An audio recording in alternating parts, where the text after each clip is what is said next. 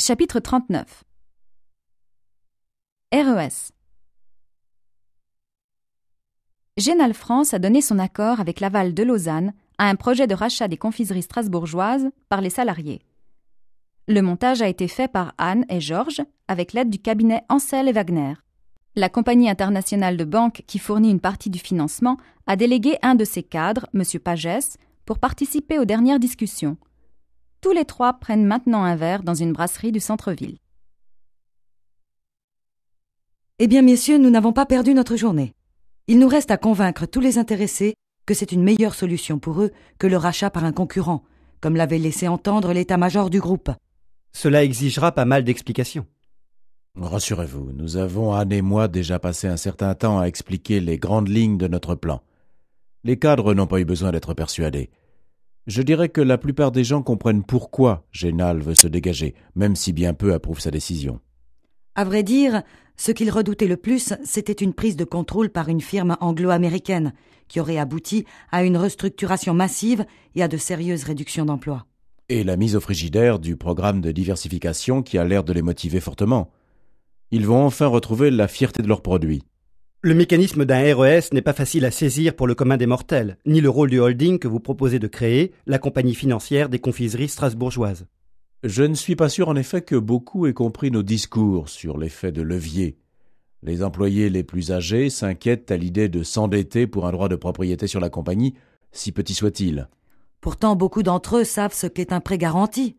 C'est comme cela qu'ils ont acheté leur pavillon. Je suis d'accord là-dessus, mais ils se sont engagés là sur quelque chose de concret, de palpable.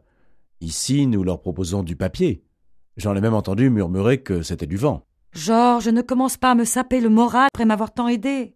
Allons, ne vous découragez pas si vite. Il faudra vous armer de patience pour expliquer et réexpliquer les nombreux avantages, surtout fiscaux, que comporte une telle opération. Faites-leur sentir qu'ils auront enfin un intérêt personnel dans l'entreprise. Ce sera un stimulant plus puissant que le système actuel de participation aux bénéfices. Comptez sur moi pour tirer le meilleur parti de tels arguments.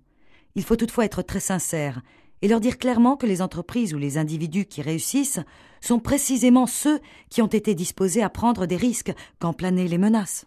Génal s'est engagé à sous-traiter une partie de sa production aux confiseries. Il sera donc rassurant pour les salariés de savoir qu'ils ne seront pas seuls dans l'affaire, du moins au début. Il est bien entendu que nous ne nous dégagerons que très progressivement de notre participation au capital, tout en souhaitant maintenir une relation mutuellement profitable. Même chose. Est-ce bien raisonnable ? Allons, Anne. Nous avons travaillé dur. Nous avons besoin d'un remontant. Il nous reste encore à faire. La direction devra faire montre non seulement de son talent de gestionnaire mais aussi de sa capacité d'innovation et d'entraînement. Tu as toute notre confiance. Notre principal effort portera sur le marketing et le renforcement de l'équipe de vente pour assurer la meilleure diffusion de nos nouveaux produits. Je sais que Génal nous fournira généreusement son savoir-faire. Anne, vous parlez déjà comme un PDG. Exercice. Par qui le montage du RES a-t-il été fait ? Il a été fait par Anne et Georges avec l'aide du cabinet Ansel et Wagner. Quel est le principal risque pour les salariés s'ils refusent de racheter eux-mêmes l'entreprise ? Le principal risque est qu'elle soit rachetée par un concurrent comme l'a laissé entendre l'état-major du groupe. Dans cette affaire, que redoutent le plus les cadres ? C'est une prise de contrôle par une firme anglo-américaine qui aboutirait à une restructuration massive et à de sérieuses réductions d'emplois. En quoi consiste l'effet de levier ? On emprunte pour multiplier la rentabilité de l'entreprise. Mais attention, cela ne marche que si la rentabilité est supérieure au coût du crédit. De quoi s'inquiètent les ouvriers les plus âgés ? Ils s'inquiètent à l'idée de s'endetter pour un droit de propriété sur la compagnie, si petit soit-il. Pourquoi auraient-ils peur d'emprunter puisque c'est comme ça qu'ils ont acheté leur pavillon ? Leur pavillon, c'est quelque chose de concret, de palpable. Les actions de la compagnie, c'est du papier, certains ont même dit que c'était du vent. Si le RES comporte tellement d'avantages pour les salariés, pourquoi Anne dit-elle qu'il faut être très sincère avec eux ? Parce qu'il y a toujours des risques. Il faut donc expliquer aux salariés que les entreprises ou les individus qui réussissent sont précisément ceux qui ont été disposés à prendre des risques quand planaient les menaces. Qu'est-ce qui sera, néanmoins, de nature à rassurer les employés ? C'est le fait que Génal s'est engagé à sous-traiter une partie de sa production aux confiseries strasbourgeoises. Est-ce que Génal a l'intention de rester longtemps actionnaire des confiseries strasbourgeoises?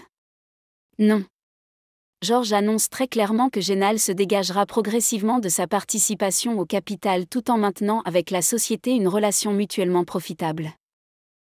Après Anne, sur quoi devrait porter le principal effort de la société?